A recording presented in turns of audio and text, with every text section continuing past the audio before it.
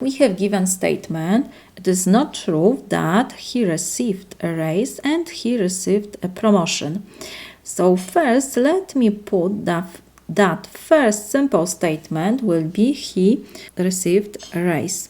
So let me put that P as he received a raise.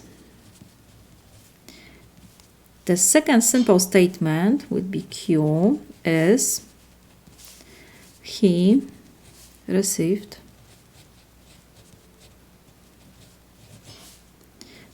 a promotion. So we have two simple statements, and we have at the beginning it is not true. So we have to negate, and in parentheses we have he received a raise and he received a promotion. So we have here conjunction P and Q. We have negation of conjunction. This is equivalent to not P or not Q. I just use De Morgan's law. De Morgan's law for negation of conjunction.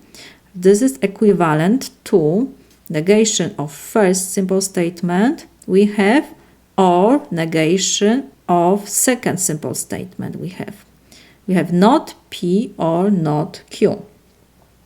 So now we have to rewrite our given statement. We have not P. So P is he received a raise. It means when we have to negate this simple statement, we will have he did not receive a raise.